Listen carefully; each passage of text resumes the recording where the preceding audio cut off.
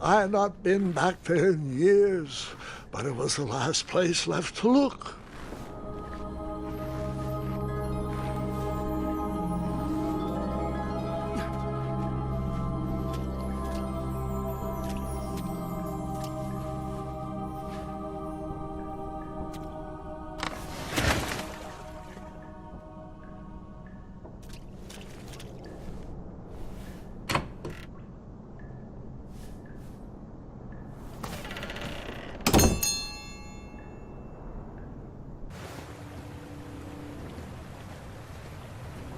It was not exactly as I remembered it, but it wasn't all that different either.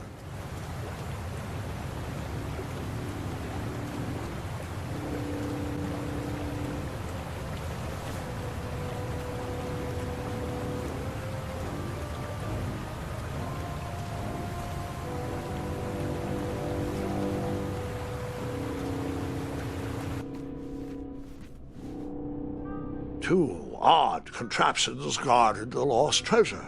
I would have to turn one and see what happened.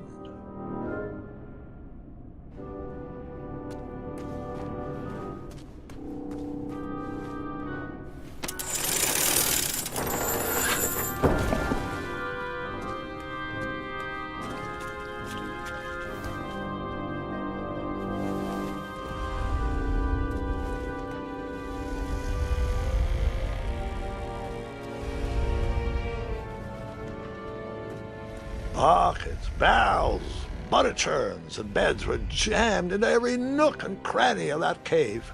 It all seemed so familiar.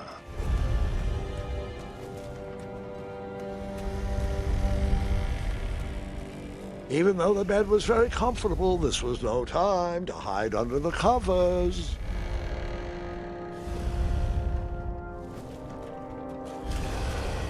Wait. Hold on, Grandpa. I don't remember this part of the story. Beds hanging from stalactites? We'll get there, Gwendolyn. Don't worry. No detail in this story will be overlooked. Now, where was I? Ah, yes. As I treaded through the river of rumbling trundles, I feared I knew the source of that deafening wind.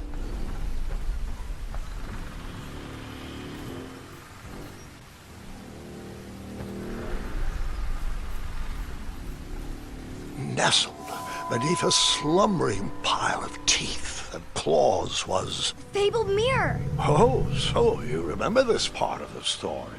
Well, dragons are my favorite. Do you want to tell this part? Yes. King Edward sent me, the greatest knight in all of Daventry, on a quest to return his stolen mirror. A gigantic, hulking beast of a dragon was the last thing in my way to... My way, too. Add a shinier hat to my collection.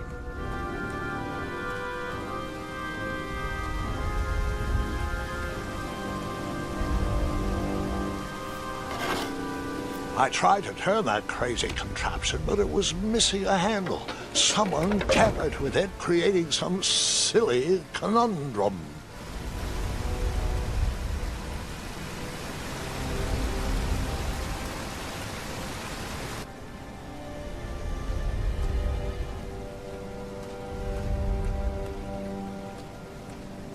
Volumes of old books with foreboding titles clutter the shelves of that strange bedroom.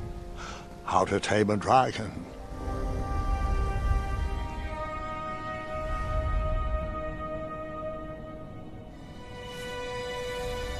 So, the missing handle was booby-trapped? What did you do? Well, I used my cleverness to outsmart the trap.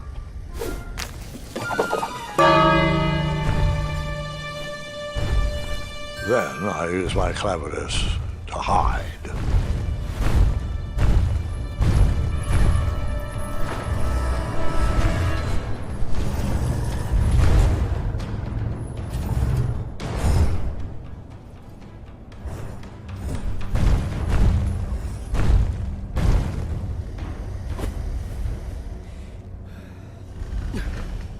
Luckily, that half-blinded beast never noticed me in bed. A dragon's eye must be really hard to pierce with an arrow. At archery lessons, I can barely hit a hay bale. It is indeed a feat only for skilled archers. I tried to turn that crazy contraption, but it was missing a handle. Someone tampered with it, creating some silly conundrum. What did you use to...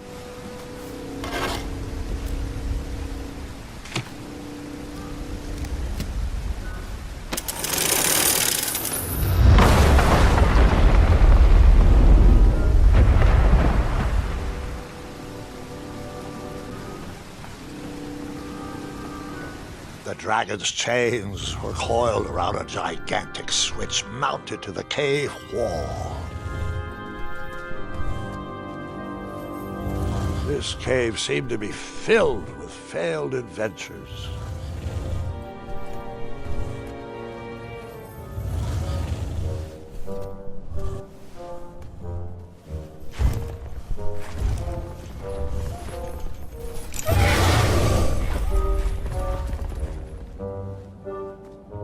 After he briefly basked in the sun, the narcoleptic dragon went back to snoring. I probably sleep all day too, if Amira was my only friend.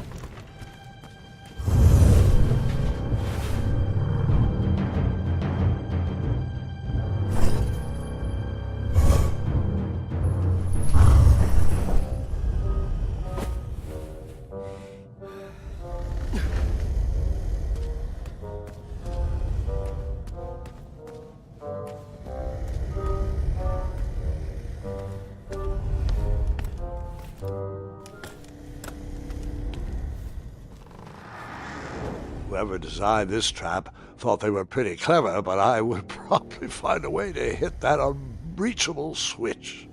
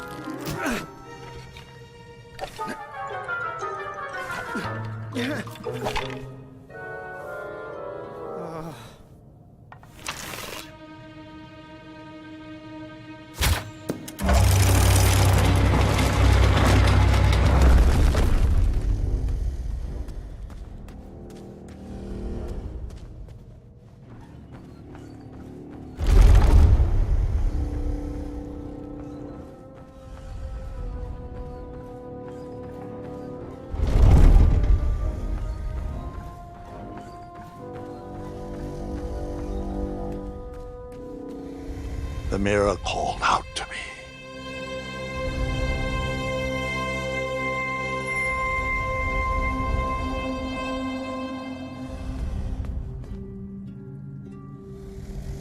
A ridiculous feeding contraption was cobbled together to keep the beast and probably its owner alive.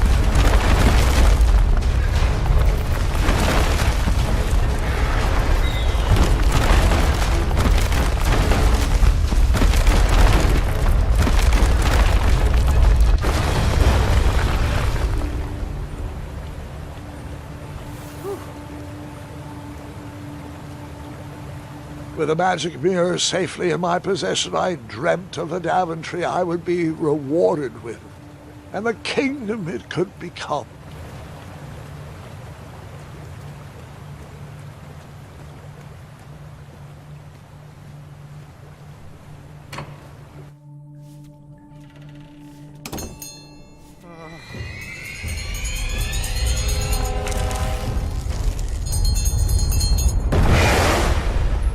In that split second, I had three choices in front of me.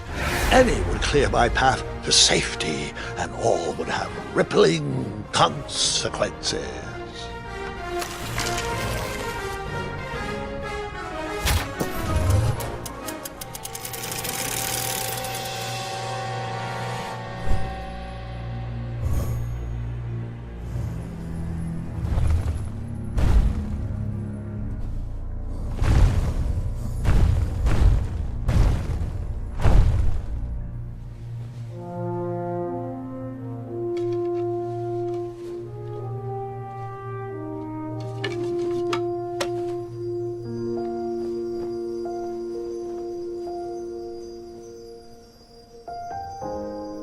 My hands were shaking and my arms could barely grip the rope, but with the last of my strength, I climbed out of the well and headed back to the castle.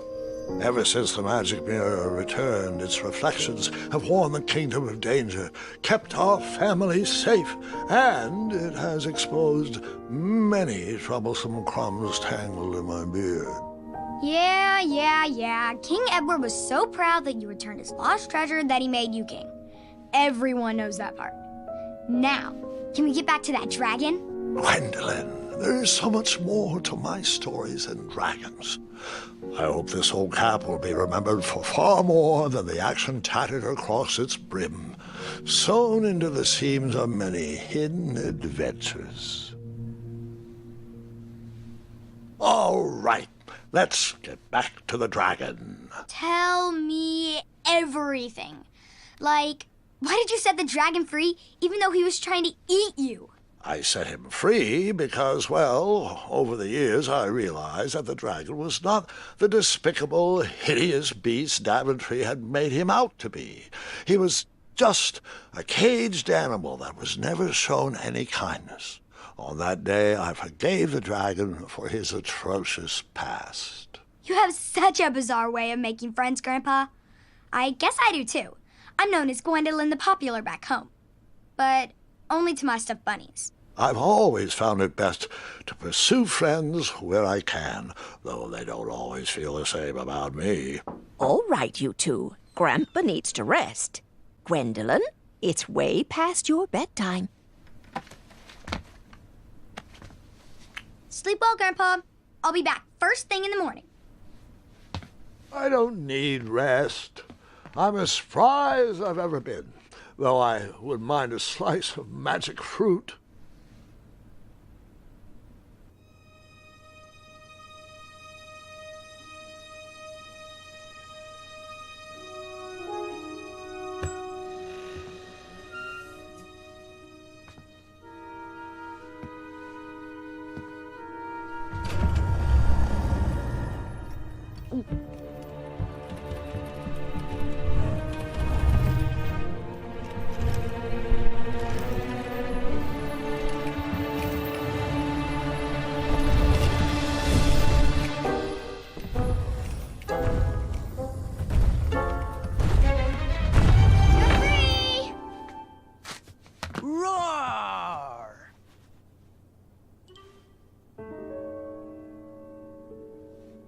Well, hello, cousin.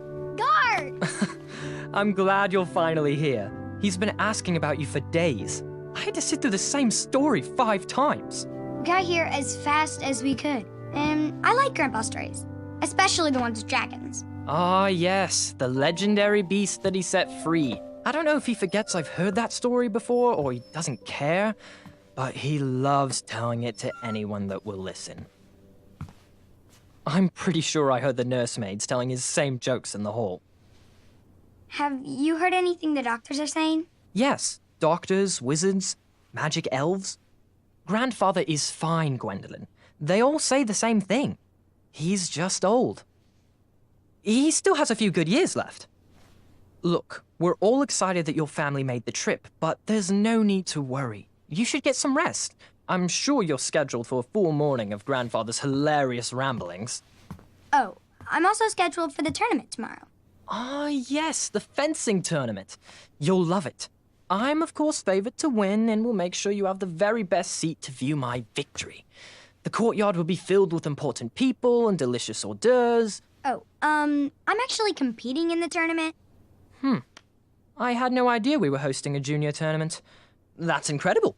In that case, I will gladly be there to cheer you on and eat delectable appetizers. Nope, no junior tournament. I'll be squaring off against you. I see.